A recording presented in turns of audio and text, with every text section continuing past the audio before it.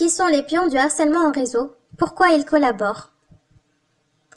Les moyens humains utilisés comme pions contre la cible vont des individus lambda à toutes sortes de groupes et communautés et autres agents de l'État.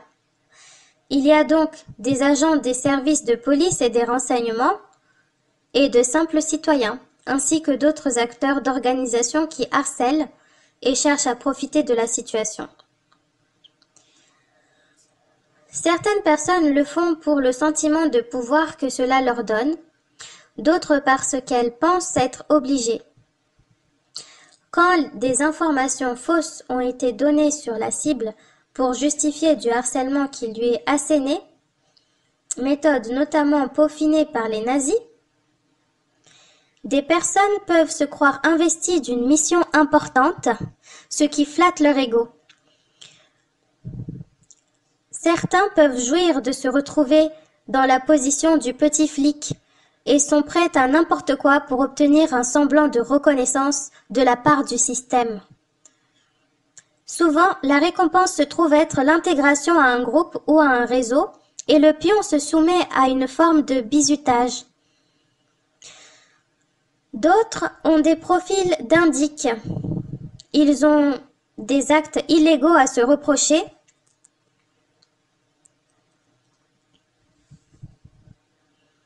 de différentes natures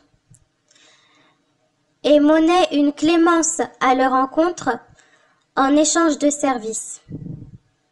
D'une manière générale, la carotte et le bâton, entre guillemets, sont fortement utilisés. Les gens sont récompensés, payés pour collaborer. Mais les harceleurs savent aussi déceler tous les points faibles ou appuyer pour faire mal, pour contraindre à la collaboration. Dans tous les cas, les personnes sont manipulées pour être motivées à obéir. Les personnes manipulées à agir ainsi fonctionnent également avec ce que l'on appelle la rationalisation, exactement comme les victimes de harcèlement moral avant qu'elles aient réagi et dépassé ce mode de fonctionnement. Mécanisme de l'emprise. Ce mode de fonctionnement rejette la réalité et invente une justification. Ces personnes se racontent à elles-mêmes qu'elles sont protégées et qu'elles sont heureuses en se soumettant. Si c'était le cas, la France n'aurait pas ce triste record de consommation de psychotropes, d'alcool et de drogues en tout genre. En réalité, une majorité de personnes souffrent de participer à des actions qui s'opposent à leur conscience, même si une certaine désensibilisation s'opère dans le temps. Ces méthodes visent à obtenir cette désensibilisation afin de transformer les personnes en machines. Mais la plupart d'entre elles ne sont pas indifférentes. Seules peuvent l'être les personnes narcissiques, perverses et autres pervers et autres PN, qui représentent une petite minorité et parfois des égarements passagers. Un des savoir-faire des manipulateurs est de déclencher l'agressivité des personnes qu'ils manipulent pour les utiliser comme bras armés et pour les déplacer sur l'échiquier à leur guise.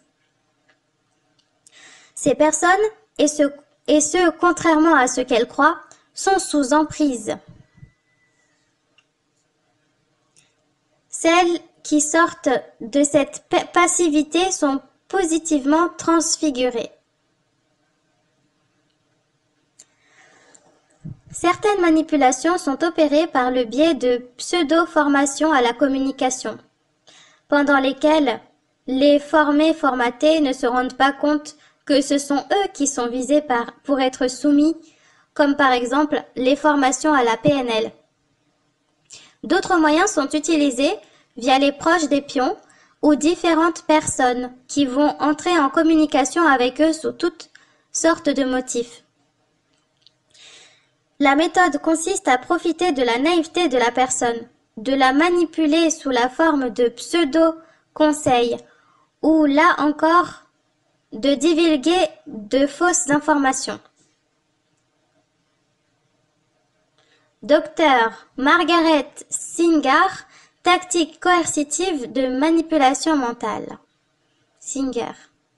Les manipulateurs repèrent les failles, notamment les rivalités et les frustrations, pour inoculer leur poison au compte-gouttes. La plupart du temps, cela marche, et ce, bien que la méthode consistant à monter les gens les uns contre les autres est pourtant bien connue. Appelons également que les actions de harcèlement en réseau sont découpées en une multitude d'actes dont la plupart peuvent paraître insignifiants si on les voit et si on les considère séparément. Les personnes manipulées ne connaissent pas l'ampleur de la situation et la gravité de ce à quoi elles collaborent. La plupart des cibles non plus. Elles ne voient qu'une partie des malveillances et de la stratégie à leur encontre. En témoigne la tournure de nombreux témoignages, principalement à l'étranger car en France, quasiment personne ne parle du harcèlement en réseau.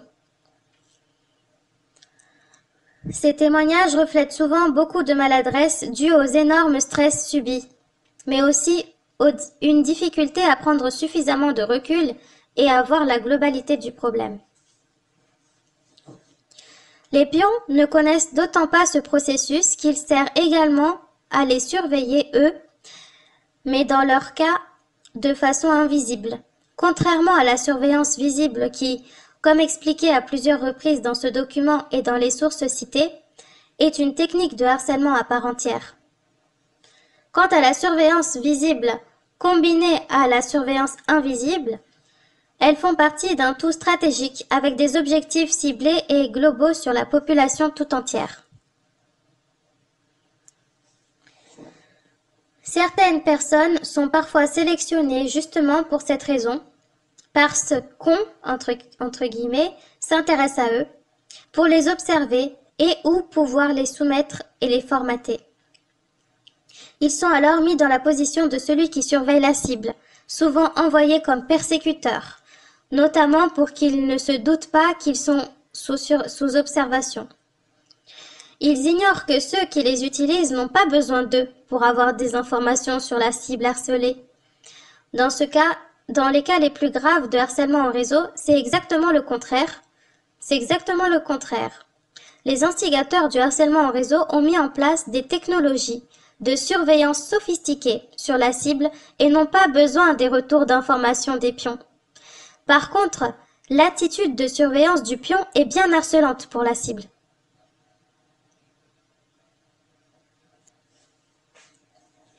Certaines cibles sont utilisées à leur insu, et dans tous les cas contre leur volonté, par les commanditaires de ces pratiques comme une antenne de surveillance pour observer des personnes et groupes de personnes mises en position de pion. Les instigateurs exploitent leur investissement en moyens de surveillance mis en place sur cette cible en l'utilisant comme appât. Vous l'aurez donc compris dans ce magma de harcèlement, l'utilité et la fonctionnalité des cibles et des pions est mutuellement récursive. D'autant que certains pions sont aussi des cibles utilisées contre d'autres cibles. Cette pratique fait partie d'une technique bien française pour empêcher les personnes harcelées que les personnes harcelées se regroupent et puissent organiser une défense. Le diviser pour mieux régner, entre guillemets, avec ces pratiques de désinformation et de corruption, et tout particulièrement peaufiné entre personnes harcelées, dans une société où quasiment personne n'échappe aux manipulations et aux pressions qui se développent du fait de la soumission.